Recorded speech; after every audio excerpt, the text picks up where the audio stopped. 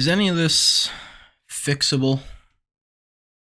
You know, like, is this season salvageable? Is this season? Are we going anywhere with this? You know, I every time you think there's just a bit of momentum, this guy's coming up. He's playing well. He's coming back. Look at his performance. We're winning a game or two. And then it all crumbles. And then we're back in disarray. You know, good win against that Memphis team. I've said for the last few videos, get them how you can. They had been getting them how they could. They come into tonight. Tough task, back to back, old guys. You know, it's tough. But they lose in ugly fashion, playing surprisingly worse defense than the Atlanta Hawks. Okay?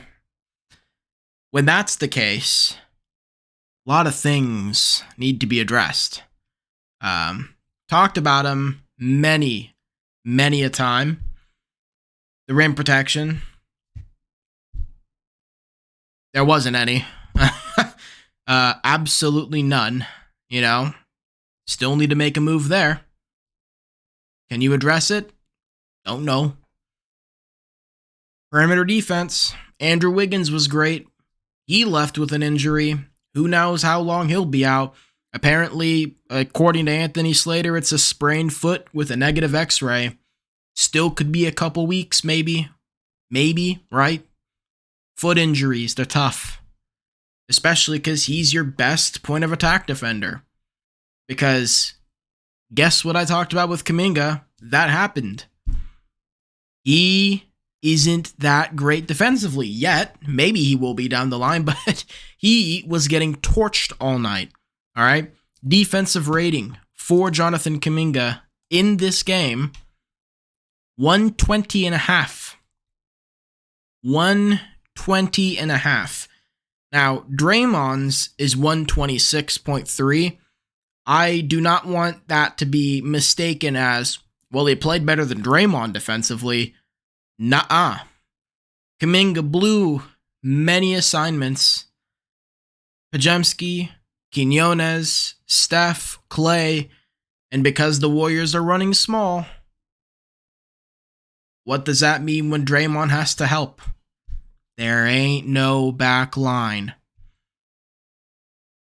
Can't get a stop at the perimeter. Draymond has to come and help. Nobody to fill in the gaps. The exact issue we've talked about multiple times that would happen, happened. And it's been happening. You know, it's been happening. The Grizzlies, it's a little tough to judge because, you know, they're down like 75% of the roster. So, you know. But Jaren still got his way to the free throw line 11 times in that game and scored like 28, right? Most of them inside. No one could really stop him. Kevon Looney, he torched. Draymond got over. Trace, didn't matter. This game, same deal. Capella, crushed. Yep. Capella had a big-ass night. Let me do the math real quick. 30, 50, 52, 59, 60 points between Jalen Johnson, Clint Capella, and Onyeka Okongwu. Only 4 made threes from that 60. So, you still gave up, what is that, 58? Or 48, sorry, Jesus. 48 points in the paint and mid-range alike. Not really mid-range, but still, 48 points in the paint from them alone. Is this fixable? That's the question. Point of attack defense, it ain't there. Now Wiggins has some. Who knows how impactful that's going to be, just as far as when he can play next, and then how he looks coming back from it. Then Well, how does Gary look?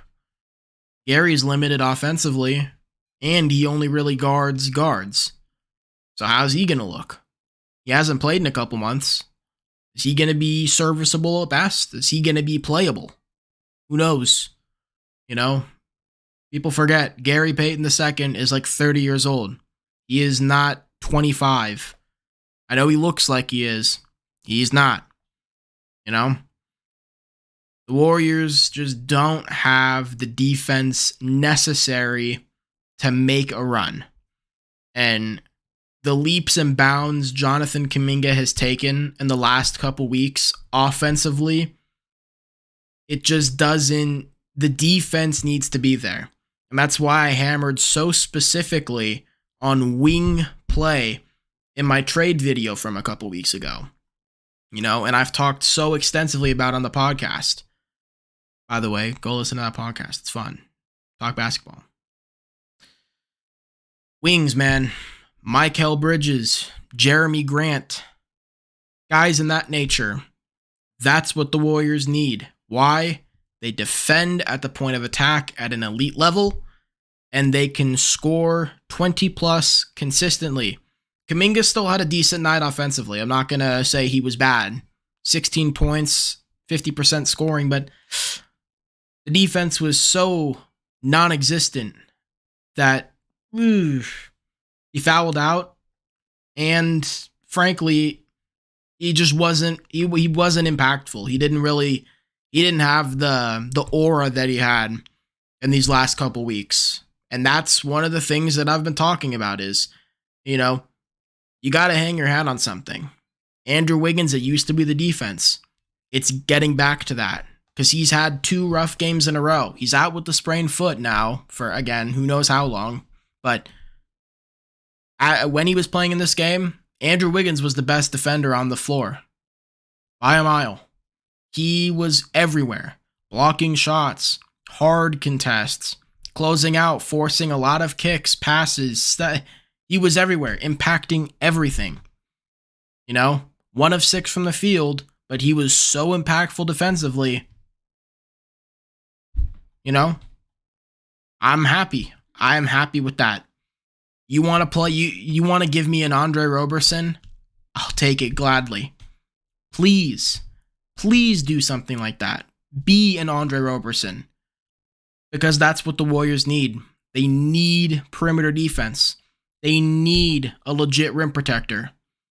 I know we've got Trace fans in the comments. We've got Trace fans in the fan base. I like Trace. Vouched for him before the season started. As the season's gone on, I think he's a solid young player. But he's not enough. I'm not putting the fate of my rim protection in a 23-year-old rookie. Just not. Again, look past the regular season, into the playoffs. Anthony Davis, Jokic.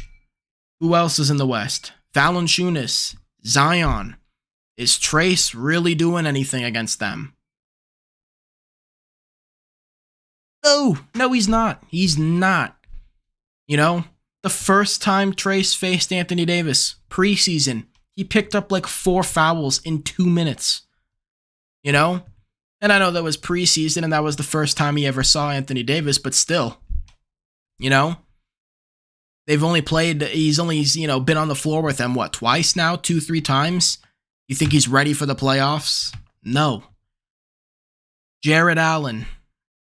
Jakob Poeltl, you know, someone in that vein, someone that's big, has experience in the playoffs, has played against these guys, has been in the league for some time, that knows how to defend. Now, apparently, I'm seeing the Magic are interested in Chris Paul. I know they've been kind of shopping Wendell Carter Jr. That's someone, you know, 6'11", shot blocker, and can space the floor. Cough, cough, Kevon Looney. Buddy, aside from rebounding, you're useless. You can't defend anymore. Your body is giving up on you. And it sucks because you are the Iron Man. The whole fan base loves you. And, you know, maybe you'll get the Udonis Haslem treatment and get a banner. I don't know. You know, I'm making stuff up. Maybe. But Uh, Are we running into the playoffs with Kavan at the 5 or Draymond at the 5? And really, are we being serious, folks? I mean, in your heart of hearts, where are we going with Draymond at the 5 when the Atlanta Hawks are absolutely bitching us in the paint with Clint Capella, Onyeka Okongwu, and Jalen Johnson? All three solid players. Jalen Johnson, really, really good young player. But if you're not really able to do anything against that, how do you expect to do anything against AD? How do you expect to do anything like that against Jokic? Against these other guys who are elite, you know, who don't just have, role players, who have legit stars in those positions. I'm not confident in that. They need help. I'm cool rolling out Kuminga for the rest of the season. I'm cool with that. You want to put him at the 3? I'm cool with that. But if you want to roll Kuminga at the 3, well, guess what? You need to get a center to put next to Draymond that can actually protect the rim. Because throwing Draymond out there for 35 minutes to just get eaten alive in the paint because he can't actually guard the rim because he has to keep making up for everybody else's mistakes, he's not Rudy Gobert. He can't do what that guy can do. When he was in Utah, Rudy can just make up for every single mistake that every Jazz defender made because he's 7 feet tall and everybody has to go to the rim, and it's hard to score for someone who's 7 feet tall. But Draymond's 6'5", and he's 32, 33. Again, like, in your heart of hearts, how far is this team going? Even if they, looked decent. Not very far. Not very far. Andrew Wiggins hurt. Podziemski hurt his knee. Tried to play through it. Did play through it. He could be out. I don't think Steve Kerr wants to risk, him getting seriously injured because Brandon Podziemski's been one of the lone bright spots. Excuse me. So I don't really know, man. I don't really know. Again, the question is this fixable? Can the Warriors fix this team at the deadline? Can they address everything? Do they have the assets? Are they capable of doing it? Are they willing to do it? These are the questions you need to be asking yourselves. It's a tough question, man. It's a tough question. Do they punt the season away? Do they go all in? Did Wiggins regain enough stock to give other teams help? Does Chris Paul have the value we think he has? Do our first round picks have the value we think they have? Does Moses Moody have the value we think he has? Is Jonathan Kuminga still on the block? Right? All of these questions have to be answered by February 9th. 6 days. So, really tough game here. I know it's a back-to-back. I know a lot of people are saying you're overreacting. No, I'm not. These are the same issues they've had all season. They're not getting any younger. Time moves forward. Whatever. Forward. All right? Time moves forward. So, they're only going to get slower and slower, especially when Steph's out here dropping worthless 60 bombs that I didn't even mention, because what's the point? That was the entire 2021 season. Steph going ballistic, and then the Warriors losing.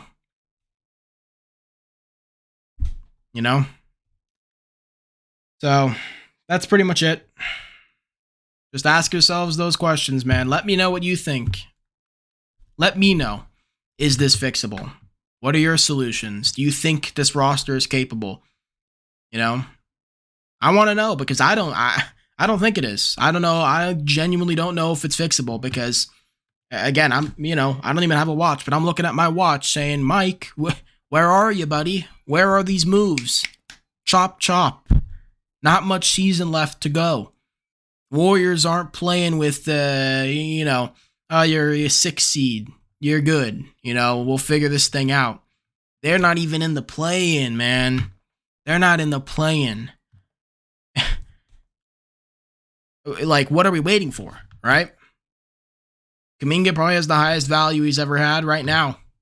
Wiggins, again, has he regained his stock? Like, I don't know, man. I don't know, but I'm not feeling too hot about everything. Sucks coming off of the win yesterday. You're hoping to really, bring this one in. The Hawks were also on that, on a back-to-back, home back-to-back, but still. And the Warriors they just got beat in every way that they're not good. And when you're getting exposed, it sucks, man. It sucks to see because it's like, again, what do you want them to do? I mean, between Capella and Onyeka Okongwu, 12 offensive rebounds.